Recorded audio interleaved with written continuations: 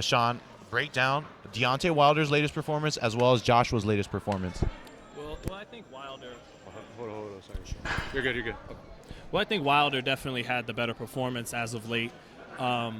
In knocking out Luis Ortiz, and then obviously Joshua went to the cards with Parker. But there's a saying in boxing, win this time, just win this time and look good the next. And that's how I looked at it for Anthony Joshua against Joseph Parker. Because there's people saying since the knockdown against Klitschko, he's more timid, Joshua is, and he's not willing to let his hands go the same way.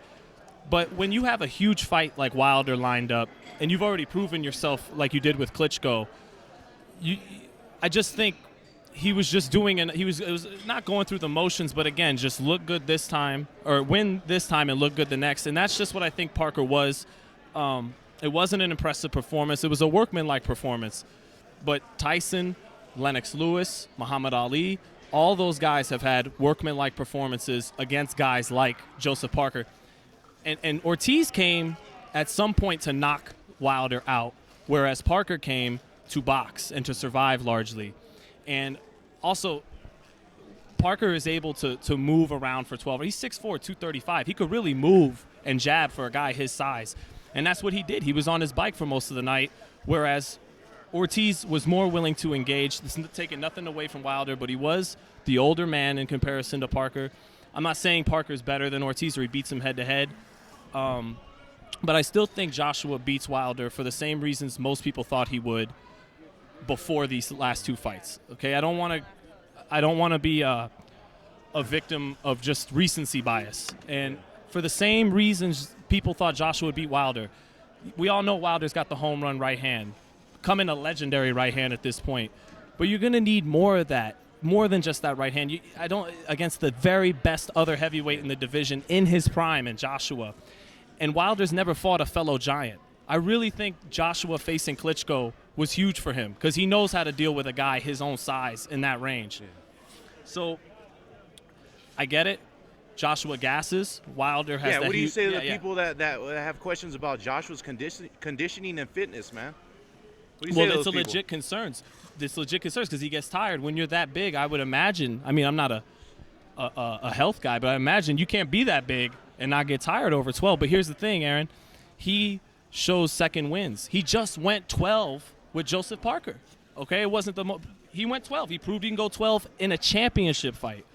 He knocked out Vlad. He showed he had power in the 11th round to knock out Vlad. So he gets tired, but he catches a second win. And Wilder got tired against Wilder got tired against Ortiz. So he'll get tired, but he catches second win. Look, I still think Joshua wins the fight because he's more technically sound. And that's it. Okay, tonight, Erislandy Lara lost to Jarrett Hurd. He's more technically sound, right? But he lost. But that was against a bigger, younger man. Joshua's going to be the one outweighing Wilder, and they're both in their prime. Different story. Great fight. I still got to pick Anthony Joshua. Let me give you one more question on this topic. Does Wilder's length give Joshua fits? Because I've talked to everybody, all the big names about this fight, man. And one person told me, Mark Kriegel from ESPN told me that one thing you can't take away from Wilder is his length and power. How does that suit him in a fight against Joshua? I think it suits him well because he does fight tall. Even though, like I said earlier, Joshua experienced Klitschko, he knows what it's like to face a fellow giant. Wilder fights from distance. He's more of a rangy fighter. He keeps you more on the outside. We know Joshua likes to get inside and explode with combinations with both hands. So it does help him, but here's the thing. Wilder goes long stretches without throwing punches. He goes long stretches just looking at you and sizing you up for the right hand. And the other guy's so afraid of it that he's gun shy too.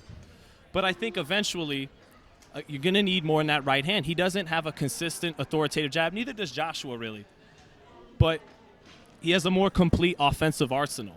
And I just think he can – if Wilder tries to fight the way he's fought a lot of against Gerald Washington, against a lot of the rounds against Ortiz, just waiting him out and baiting him for one right hand, I just don't think that'll be enough against Anthony Joshua. All right, man. I mean, what's your take as far as how the fight will go, say it does happen in 2018? Is it going to be a high-tempo fight? Is it going to be a very technically, kind of a war of nerves early? What do you see? What's the pace of the fight? It's probably like the two most recent great fights they had, like Joshua against Vlad and Ortiz against Wilder, where it's heavyweight, so anyone could go out with one shot, so it's real tense. But they're probably, just like those fights, there will be huge moments of inactivity of both guys just sizing each other up. But because it's heavyweights, and every time someone lands, it's huge, it'll be exciting. The moments where they are cracking each other will be more than enough to make it the kind of fight everybody's waiting for. Ain't no other sight in the game, 'cause see the boxing voice.